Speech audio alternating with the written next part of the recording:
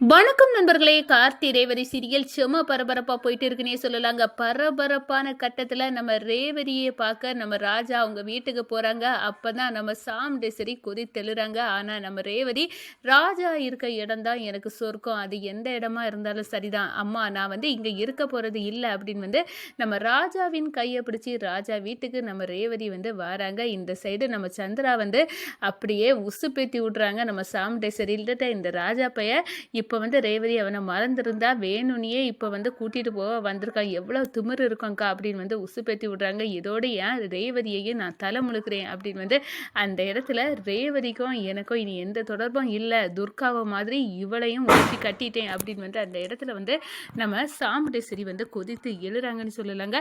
அதை பற்றி தான் இந்த வீடியோக்குள்ளே பார்க்க போகிறோம். அதுக்கு முன்னாடி சேனலுக்கு லைக் அண்ட் சப்ஸ்கிரைப் பண்ணுங்கள் ஃப்ரெண்ட்ஸ். பக்கத்தில் இருக்க பெல் ஐக்கானையும் கிளிக் பண்ணுங்கள். அப்போ தான் நான் போடுற ஒவ்வொரு வீடியோவும் நோட்டிஃபிகேஷனாக உங்களுக்கு கிடைக்கும். வாங்க ஃப்ரெண்ட்ஸ் வீடியோக்குள்ளே போகலாம். ஃபஸ்ட்டு எடுத்த உடனே பார்த்தோன்னா ஒரு செம அதிரடியான பரபரப்பு கட்டோன்னு சொல்லலாங்க. நம்ம ரேவதி கவலையாக இருக்காங்க அப்படின்னு மயில் மூலமாக நம்ம ராஜா தெரிஞ்சுக்கிட்டாங்க. இப்போவே நம்ம மனைவியை பார்க்க போனோம் அப்படின்னு ராஜா இறங்குறாங்க. நம்ம மயிலுக்கிட்ட சொல்கிறாங்க, ரேவதியை வருத்தப்படண்டாம் அப்படின்னு சொல்லுங்க, நான் இப்போவே பார்க்க வரேன். என்னப்பா சகல, நீ இப்போ வராத, ஓ மேலே அத்தை ஆத்திரத்தில் இருக்காவ, நீ இப்போ வந்தியனா கூட கொஞ்சம் கொந்தளிப்பாங்க, வேண்டாம்பா பெரிய பிரச்சனை ஆயிரும் அப்படின்னு சொல்கிறாங்க. என்ன நடந்தாலும் சரி, நான் என் மனைவி ரேவதியை பார்க்க இங்கே வரதான் போகிறேன் அப்படின்னு அந்த இடத்துல சொல்கிறாங்க. சரிப்பா உன்னோட விருப்பம் அப்படின்னு நம்ம மயில சொல்லிடுறாங்க.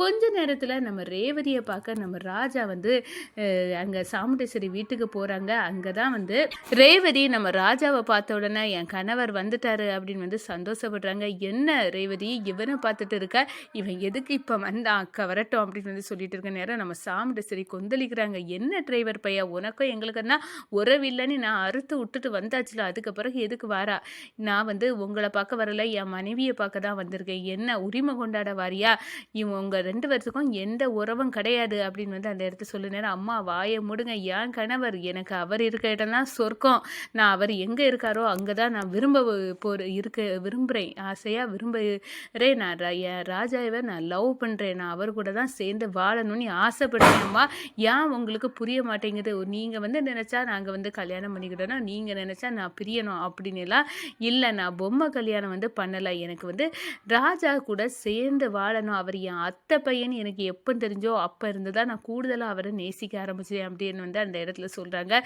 நம்ம ரேவதிக்கு பேச்சை கேட்டு நம்ம சாமுண்டேஸ்வரி அரண்டு போகிறாங்க. வாயை மூடுடி, அந்த வீட்டோட ஒட்டம் இல்லை உறவும் இல்லை, எங்கள் அம்மா சாவுக்கு காரணம் அந்த குடும்பம் தான் அப்படின்னு சொல்லுறாங்க. நம்ம ராஜா சொல்கிறாங்க, தவறாக புரிஞ்சுட்டு இருக்கீங்க அத்தை, நம்ம பரமேஸ்வரி பாட்டியன் தாத்தாவும் உங்கள் அம்மா சாவுக்கு எந்த வகையிலையும் காரணம் இல்லை, அதையா நீ புரிஞ்சுக்கிட மாட்டேங்கிறீங்க, உண்மையான காரணம் யார், அந்த முத்துவேல் தான், அவங்க நம்ம உங்கள் அம்மாவோட சாப்பாட்டில் விஷம் கலந்து கொன்னது முத்துவேல் தான், அதுக்கான ஆதாரம் அந்த சண்முகம் தான், அவர் இப்போ இல்லை, ஆனால் அவரோட ஃபோனில் அவர் அந்த விஷயத்தை சொல்லியிருக்காரு, அது எங்கே இருக்குன்னு தேடி பார்க்கணும் அத்தை, அவ்வளோதான் அப்படின்னு அந்த இடத்துல சொல்ல நேரம். இனி அவரே உயிரோடு இல்லை, அவருக்கு ஃபோனை கிடச்சி ரெண்டு குடும்பத்தையும் ஒன்று சேர்க்குதா அப்படின்னு நம்ம சந்திரன் நக்கலாக சிரிக்கிறாங்கங்க. அதோட பார்த்தோன்னா என்னடா கதையாக விட்றா போடா அப்படின்னு அந்த இடத்துல விரட்டி தள்ளுறாங்க நம்ம ராஜாவை. நம்ம ராஜாவுக்கு கையை பிடிச்சி என்னை விட்டுட்டு போறாத, இங்கே இருக்க எனக்கு விருப்பம் இல்லை, உன் கூட தான் நான் வருவேன் அப்படின்னு களை இறங்குறாங்க நம்ம ரேவதி. அதோட பார்த்தோன்னா என்னடி நீனும் உன் துர்காய மாதிரி இவனு கூட போயிடலான்னு பார்க்குறியா, அது நடக்காத ரேவதி அப்படின்னு அந்த இடத்துல சொல்கிறாங்க. போங்கம்மா நீங்களும் உங்கள் பிடிவாத குணமா, நான் ராஜா கிட்ட போவதான் போகிறேன் அப்படின்னு சொல்லணுன்னா நம்ம ராஜா ரேவதிக்கு கையை பிடிச்சி நீ இங்கே என் கூட வரணும்னு விரும்பாத, உனக்கு மேலே இருக்க பாசத்தில் தான் உங்கள் அம்மா இப்படி சொல்லுறாங்க, அதனால் புரிஞ்சுக்க ரேவதி, கண்டிப்பாக ரெண்டு குடும்பமும் ஒன்று சேரும், அந்த நேரத்தில் நான் உன்னை கூட்டிகிட்டு போகிறேன் அப்படின்னு சொல்கிறாங்க. பிரிஞ்சு கிடக்க இந்த குடும்பம் ஒன்று சேராத, அதெல்லாம் நடக்கவே நடக்காது அப்படின்னு சொல்ல நேரம் நம்ம ரேவதியை நினச்சி பார்க்குறாங்க. நம்ம அப்பா குடும்பத்தை அப்பாயே இத்தனை வருஷமாக பாட்டிகிட்டேருந்து பிரித்து வச்சுருக்க அம்மா கண்டிப்பாக என்ன ராஜா கூட சேர்ந்துருக்க விட மாட்டாங்க, இதெல்லாம் நடக்கக்கூடிய காரியம் இல்லை அப்படின்னு அந்த இடத்துல கொந்தளிக்க ஆரம்பிச்சிட்டாங்க நம்ம ரேவதி. எங்கள் அம்மா பேச்சை கேட்டுட்டு என்னை விட்டுட்டு போகிறாத, எனக்கு இந்த இடம் நரகம்தான் அப்படின்னு நம்ம ரேவதி அப்படியே நம்ம ராஜா கையை பிடிச்சிட்டு இருக்காங்க. என்னை விட்டுட்டு போயிடாத ராஜா, தயவு செய்து என்ன உன் கூட கூட்டிகிட்டு போ அப்படின்னு வந்து பிடிக்க நேரம் நம்ம ராஜாவும் வேறு வழி இல்லாமல் நம்ம ரேவதியை வந்து சரி அங்கேருந்து கூட்டிகிட்டு போகிறாங்க. இதை பார்த்து நம்ம சாமுண்டேஸ்வரி ஆத்திரத்தில் கொந்தளிக்கிறாங்க. எல்லா பொருளையும் தூக்கி உடைக்கிறாங்க.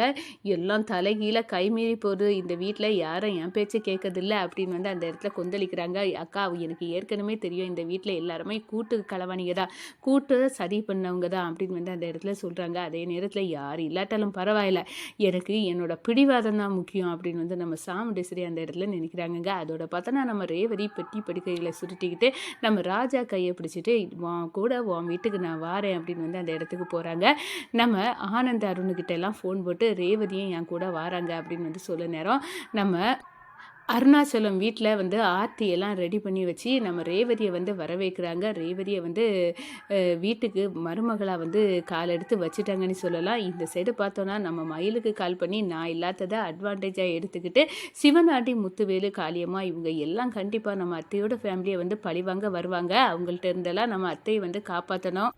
நீங்கள் அத்தைக்கு எந்த பிரச்சனைனாலும் எனக்கு கால் பண்ணுங்க, கண்டிப்பாக நான் வந்து வருவேன் அப்படின்னு வந்து அந்த இடத்துல நம்ம ராஜா சொல்கிறாங்க. இதை பார்த்து மயில் வந்து கலங்குறாங்க. இந்த பாரு சகல, எவ்வளோ பிரச்சனை வந்தாலும் இந்த குடும்பத்துக்கு ஒன்றுனா நீ வந்து சொல்லு அப்படின்னு வந்து சொல்ல, உன்னோட நல்ல மனசு யாருக்கு வரும், கூடிய சீக்கிரம் கண்டிப்பாக 2 குடும்பமும் ஒன்று சேரும் அப்படின்னு வந்து சொல்ல நேரம் நம்ம மயில் சொல்கிறாங்க.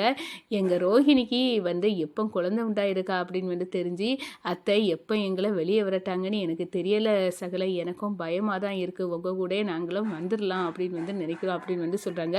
இல்லை, நானே அந்த வீட்டிலேருந்து வந்துட்டேன், இப்போ ஈஸியாக வந்து சிவனாட்டி, முத்துவேலு, காளியம்மா பழிவாங்க காவல் இருப்பாங்க, கண்டிப்பாக நீங்கள் தான் பாதுகாக்கணும், என்னோட இடத்துல இருந்து நீங்கள் தான் கண்காணிக்கணும் அப்படின்னு வந்து அந்த இடத்துல நம்ம ராஜா வந்து மயிலிட்ட சொல்கிறாங்க. இந்த சைடு பார்த்தோன்னா நம்ம ரோஹிணி வந்து கையை பிடிச்சிட்டு கண்டிப்பாக வந்து ரேவதி இங்கே வருவாள்லங்க அப்படின்னு வந்து கேட்குறாங்க. நம்ம குழந்தை பிறக்க நேரத்தில் வந்து 2 குடும்பமும் ஒன்று சேரும் அப்படின்னு வந்து ஜோசியர் வந்து சொல்லியிருக்காருல்ல ரோஹிணி, நீ அதை மறந்து போச்சியா, அது கண்டிப்பாக கூடிய சீக்கிரத்தில் நடந்துக்கும், 2 குடும்பமும் ஒன்று சேரும், அந்த முத்துவேல் தான் காரணம் அப்படின்னு உள்ள விஷயம் வந்து கூடிய சீக்கிரம் அத்தைக்கு தெரிய வரும் அப்படின்னு வந்து அந்த இடத்துல நினைக்கிறாங்க.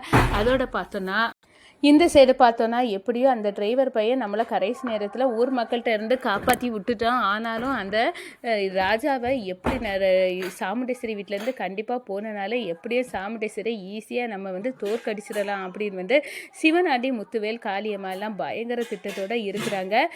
அதே நேரம் நம்ம சந்திரகலா கால் பண்ணி, இந்த பாருங்க, நம்ம எப்படியாவது இந்த டிரைவரை விரட்டியாச்சு, எல்லா சொத்தையும் அக்காட்ட இருந்து இதுதான் வாங்கிறதுக்கு சரியான சந்தர்ப்பம், எதையாவது பண்ணி ஒட்டுமொத்த சொத்தையும் அக்காட்ட இருந்து நம்ம ஆக்குபைடு பண்ணிடணும் அப்படின்னு வந்து பிளானை வந்து கொடுக்குறாங்க. இதை கேட்டதும் காளியம்மா ஒரு பெரிய ஸ்கெட்சை போட்டு நம்ம சாமுண்டேஸ்வரியை வசமாக இதில் சிக்க வைக்கணும், அப்போ தான் அவரோட ஆணவம் தலக்கணும், அவளோட பிடிவாதம் எல்லாத்தையும் வந்து நம்ம சுக்கு நூறாக ஆக்க முடியும் அப்படின்னு வந்து அந்த இடத்துல களை இறங்குறாங்க.